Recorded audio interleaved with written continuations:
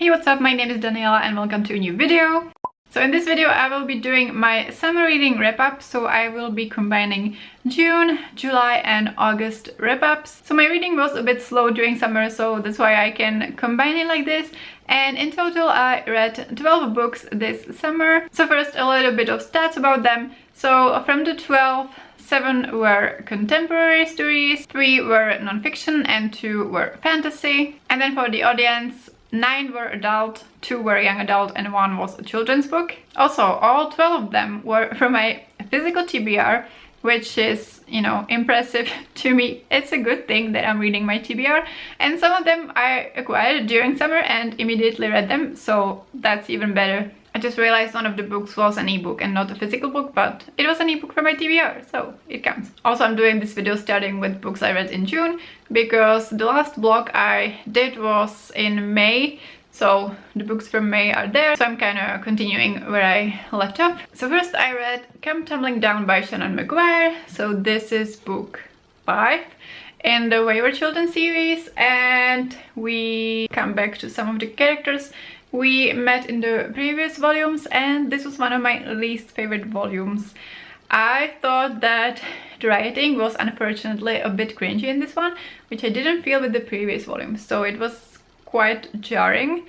And also I just didn't enjoy some of the characters as much as in previous volumes, and yeah, overall it just didn't work for me. So in case you don't know, this is a young adult fantasy, portal fantasy series about these worlds, and basically every time a door appears and a child goes through that, and they appear in a world that is specifically catered to their needs, which is nice, but then there are usually some troubles and some quests that they need to go on. The books have been a hit or miss, and I was waiting for a 5-star book which never came, and this unfortunately was a 3-star read. Next we have Forever Interrupted by Taylor Jenkins Reid.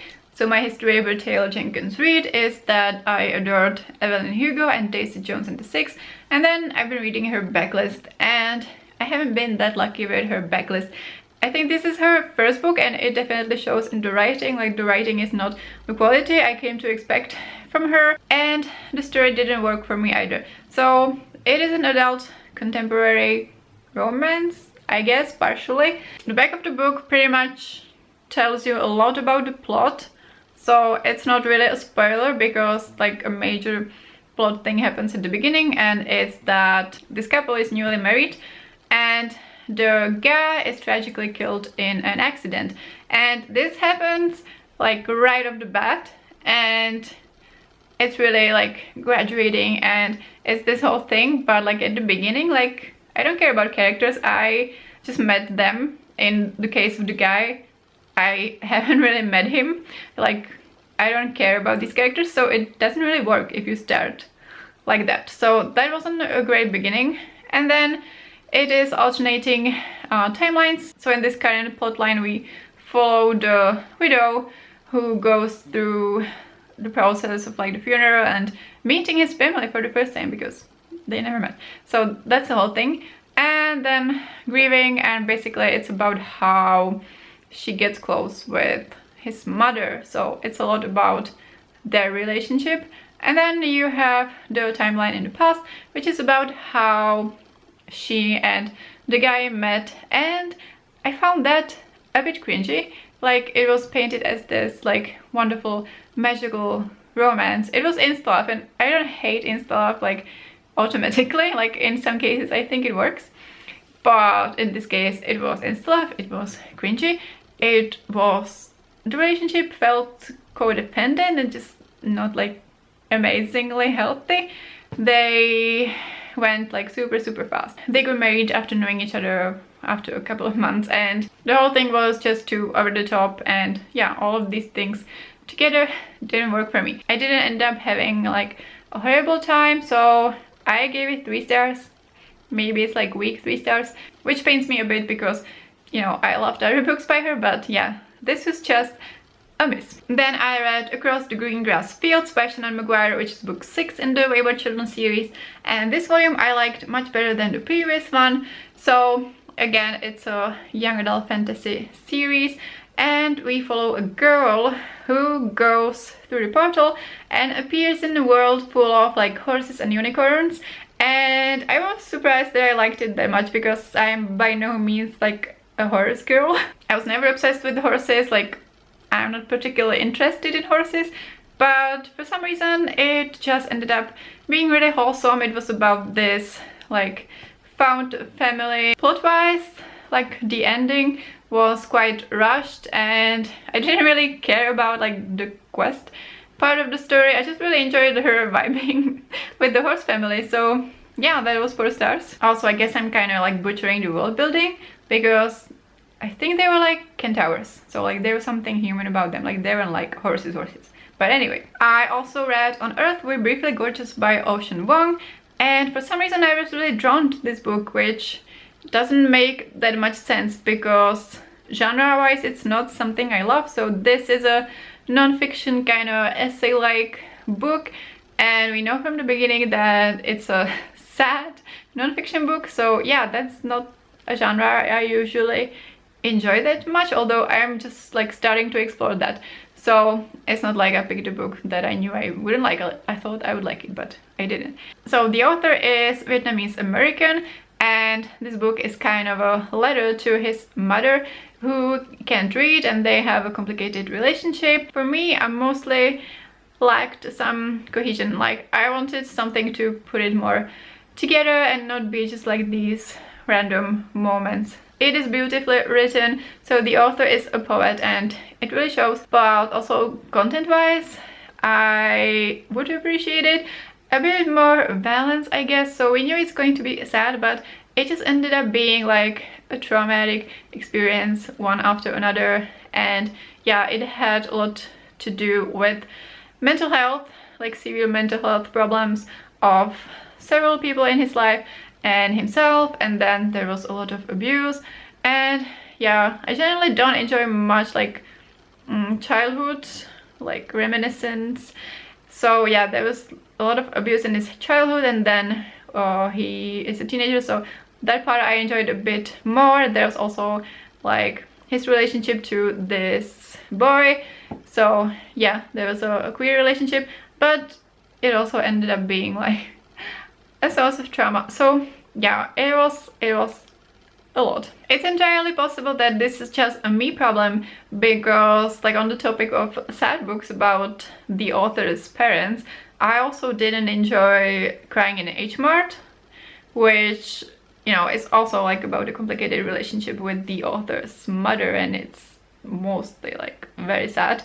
So maybe these kind of books just aren't for me. Then we have The Body, A Guide for Occupants by Bill Bryson. So this is a non-fiction about the human body, and it had been sitting on my shelves for quite some time, because yeah, I was a bit intimidated, and I didn't have to be. Like the writing was very accessible. Like I found it enjoyable to read. It had this light, entertaining tone, although like at several times there was a topic that I found a bit too like distressing. There are also images, and some of the images, like if you're like squeamish, maybe like be aware to be careful. I can't say that like I will remember a ton from this book. I didn't take notes or anything. I was just enjoying it in the moment, and it was also interesting for me because of the English language, because like a lot of the things are vocabulary that I don't really encounter like in, you know, everyday life, or just my like the life in which I use English. So yeah, it was kind of fun to put together like, oh, this is this and this is that. So yeah, if you're interested in the topic, I would recommend it as like less daunting than it seems. Then we have Rosalind Palmer Takes the Cake by Alexis Hall. So I've been intrigued by Alexis Hall's books for some time now, and I have the boyfriend material on my Kindle, but then I ended up getting this in the physical form. And so yeah, this was my first Alexis Hall book, and I loved it. So this is an adult contemporary with a romance, and it's about a baking show. So this is apparently modeled after the Great British Bake Off, which I never seen. I don't know why, but you know, I'm familiar with like the concept from watching the American MasterChef like years ago, but I really enjoy the format and like these cooking slash baking shows. So first thing, I really should watch the Great British Bake Off, and second, yeah, this element of the book ended up being really fun. So this book kind of has a love triangle, kind of, because in the beginning the main character, who is a single mom who like wanted originally to study medicine, or did her parents want her to study medicine, and then she didn't go to that school, ended up having her daughter, and now she's kind of struggling financially, and she goes onto the show because, you know, she's hoping that maybe she could win and get the money and improve her life situation. So in the beginning she meets this guy. First he seems like fine, but then maybe he's not that fine, and it was really interesting for me to see like how she was reacting to him, or like how she was realizing if they're good together or not, and also how I was thinking about it. And yeah, then there's the other guy, so it's kind of like who will win both the competition and her heart. And yeah, the book talked a lot about class, which my thoughts were that it seems to be like a bigger deal in Britain maybe than like in my country, which is Czech Republic. So yeah, it was really interesting how like the class played such a big role in this book, and it was talked about a lot. And also it was interesting how like they talked about how like as soon as like one of the guys opens his mouth, it's like apparent to which class he belongs, like based on the pronunciation and stuff alone. Also the grammar, which I also don't think is such a thing in Czech. So yeah, this was an interesting aspect. It also plays quite a big role that the main character is bisexual. There are some discussions around that, and also be warned that there is an attempted sexual assault scene. I ended up liking the romance. There was also some character growth, and she also dealt a lot with her relationship with her parents. So yeah, overall, I really loved it, gave it 5 stars. Next we have Well Played by Luca. So this is book 2 in the, I don't know what it's called, the Renaissance Fair series. So the first book is Well Met, which I gave 5 stars to. I really enjoyed it. And in book 2 we follow some of the same characters, but the main focus is on, what's her name? Stacy, who is a friend of the characters from book 1. I have to say I wasn't too excited to go into this book because in book 1 she wasn't pictured like an interesting character. So yeah, I thought that maybe this book wasn't going to be that great, but in some aspects I ended up liking more than I expected, but unfortunately there were some drawbacks. So Stacy is a character I actually really enjoyed reading from her perspective. So her story was that when she was supposed to go to college, and she really wanted to go to college, her mom got sick and she stayed in her small town to take care of her. So like everything was kind of postponed indefinitely, and now like she feels stuck in life. She's in a rut, and Renaissance Fair is like one of the biggest joys of her life. And she kind of has a fling on and off like during the summers with one of the performers, but it's strictly physical. Like the guy hasn't shown like any interest in dating her or anything, and then she feels kind of lonely and she messages him. So they start chatting online, and she realizes that there's like a softer side to him. But my biggest problem with this book is that there's a huge catfishing element, and that could still be like salvaged, but the way it's handled, like on multiple occasions, it's handled bad by the actor of the catfishing. So I really didn't like that. Yeah, the catfishing element really bumped it down 1 star. So it ended up being 3 stars. It's really too bad because otherwise I enjoyed it more than I expected from the other perspectives. I will continue with the series, and I will be hoping that the next book is better. Next we have 4,000 Weeks by Oliver Burkeman. So this was work book club pick, and yeah, it's about how you have 4,000 weeks in your life, like approximately, and what are you going to do with that. And it's kind of a like anti-productivity book, I guess. And yeah, it talked about a lot of things from a perspective that's relatively fresh compared to some productivity books or self-help books in general. So I tapped quite a few things, and some of the ideas are some that I heard, but yeah, it was really nice to hear them in this context, and some of them kind of landed more. Yeah, I don't expect from these books to be necessarily like groundbreaking or revealing some things I've never heard of. It's mostly about how like overall they're going to impact me, and like the context in which they put the thoughts, and also the tone. And at some parts I didn't love the tone, but overall like it was working for me. Like during reading the book I felt quite inspired by some of the thoughts. For example, it talked about how nowadays we are learning how to say no to things we don't want, but in reality like you often have to say no to things you would like to do, but like you have a finite amount of time, so you have to choose. So like, yeah, priorities.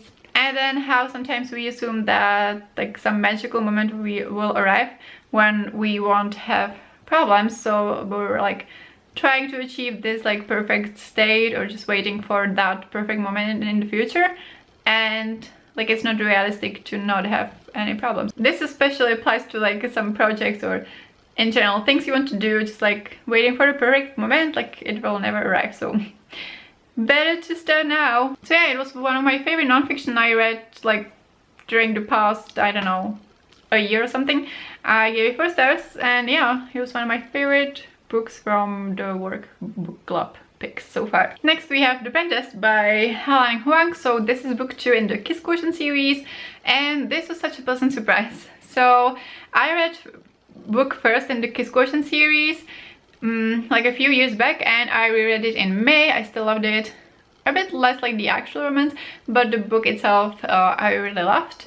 So I moved on to the next volumes, and previously I didn't hear such great things about this book, so mostly people didn't love it as much as the first book. So I went into it with low expectations, and yeah, I was really pleasantly surprised. So the Kiss Quotient series is an adult contemporary romance series, and each book has a main character that is autistic. So in the first book we follow Michael and Stella, who is autistic, and then in this book we follow Michael's cousin Kai, who is also autistic. So the main characters of all of the books are kind of connected, at least the guy ones at first. Also, another reason why I had low expectations from this book was because this has like the arranged marriage trope, which I don't really care for much. I was like, I don't know if I'm going to vibe with that. So all of the books in the series are dual perspective. So in one perspective we follow May, who is a Vietnamese girl, mixed race girl living in Ho Chi Minh City, and then Kai is Vietnamese American, and like his mother decides that she's going to find him a bride. So she goes to Vietnam, and then she meets me, who also later goes by Esma in America, and she convinces her to come to the US to just try to get together with Kai, and you know, if they hit it off, they will get married. If not, she will return to Vietnam. She also has a daughter, so she thinks it's a, you know, opportunity for her to improve her situation, because she lives in poverty in Vietnam. So yeah, she goes, and they don't hit it off from the beginning. It's about how they get close together.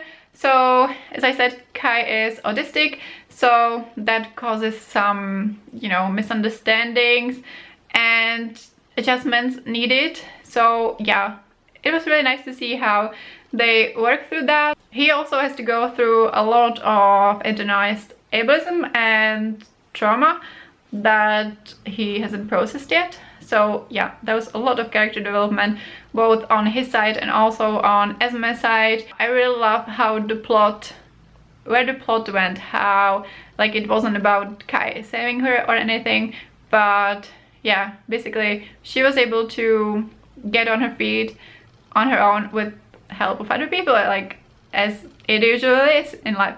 And yeah, I really loved that line. And even like the author said in her note that originally it wasn't supposed to be like that, but then she decided to give the main character like a more empowering story, and I'm really glad she did.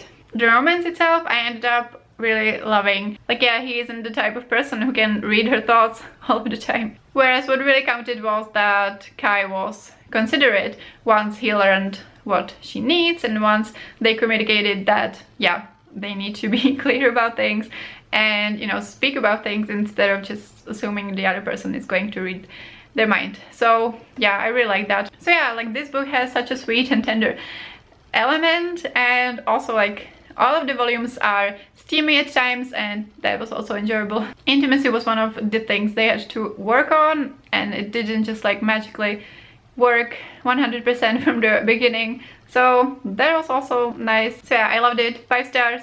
Great surprise. Then we have Paris Delacour is About to Crumble by Alexis Hall, which is book 2 in the Winner Bakes It All series. So yeah, previously in this video I talked about book 1, which I loved, and unfortunately this didn't follow its footsteps. So this book is again set during a baking show, which is, by the way, called Bake Expectations, which I love. And we follow our 2 main characters. So we have Paris and we have, what's his name? Tariq. So this is a male-male romance, and as opposed to book 1 where the characters were like around 30, I think, these characters are only 20. So it's like, it's barely adult or it's new adult, and that was one of the things I didn't love about it. So it felt like the characters, not like they acted older, but it would kind of make more sense if they were a bit older. Like, I kept forgetting that they're only 20, because yeah, I didn't expect it after book 1, but it wasn't like the biggest problem by far. So throughout this whole book we are stuck in Paris's head, and Paris has severe anxiety, but he doesn't know that it's anxiety, and nobody around him tells him that it's anxiety, and we only hear the word, like, someone tells him that he has anxiety on like book 150. I'm going to talk mild spoilers, so skip to the next part if you mind. But yeah, we just basically go through the whole book like in his like severely anxious mind with no development until the very end, where he has a panic attack and he's finally diagnosed and getting some help.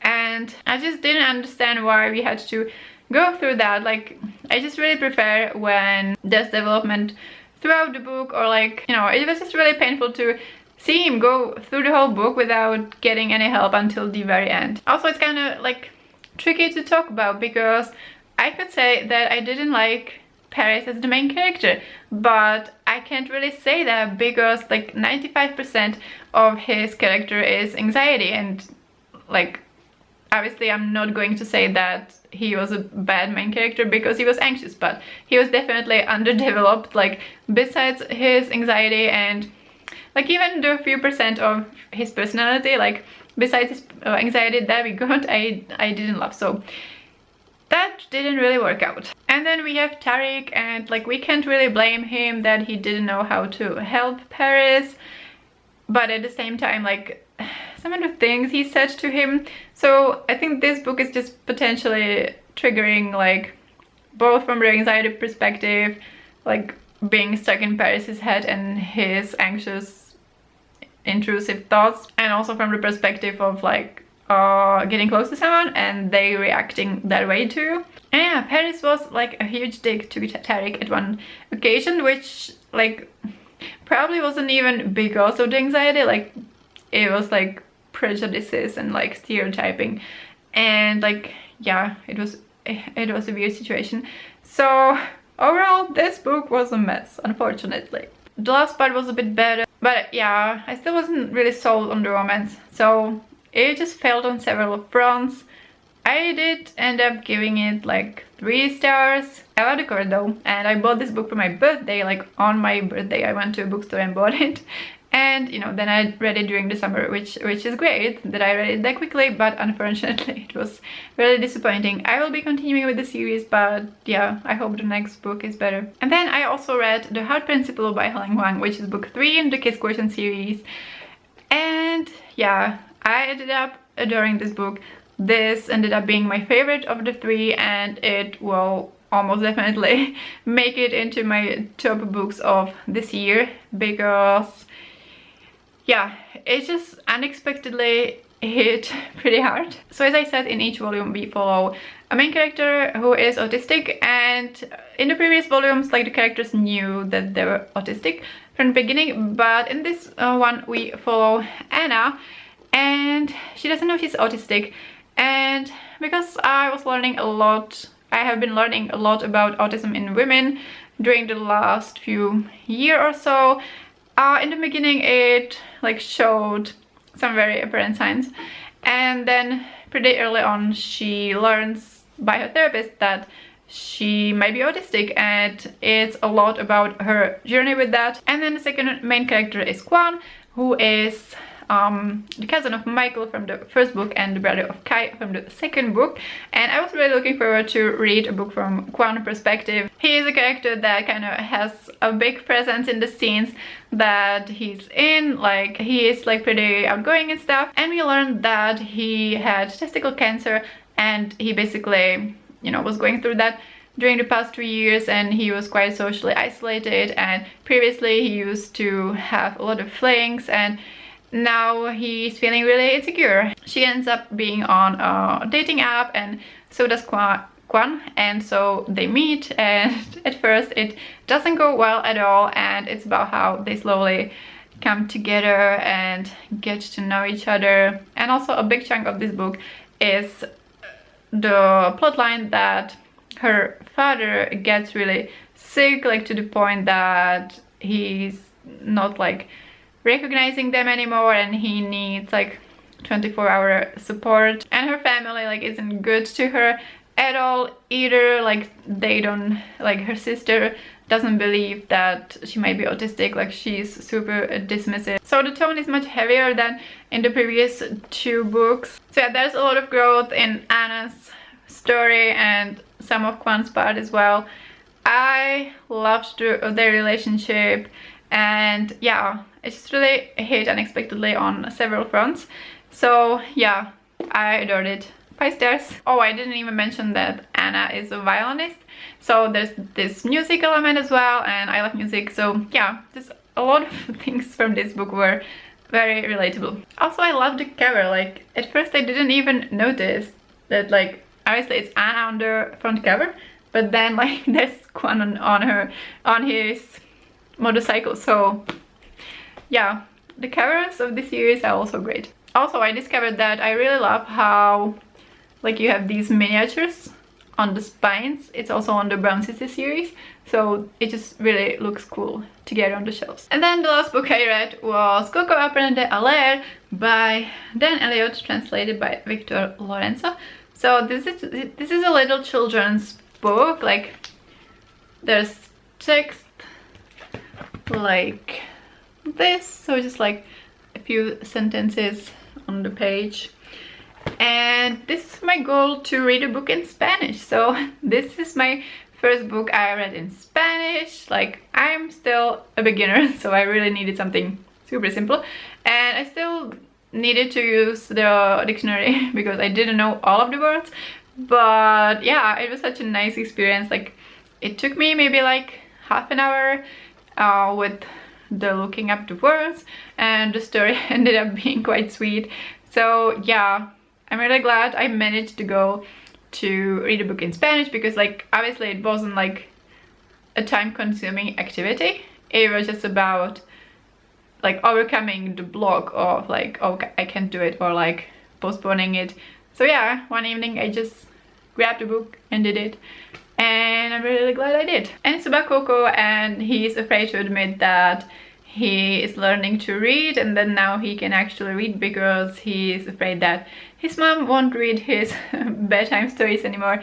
And yeah, such a sweet story. So that was my summer reading wrap up. Let me know your thoughts about these books. Have you read any of them, or are you interested in any of them? Like this video if you enjoyed it, and subscribe to my channel if you want to see more. Thank you so much for watching, and I will see you next time. Bye!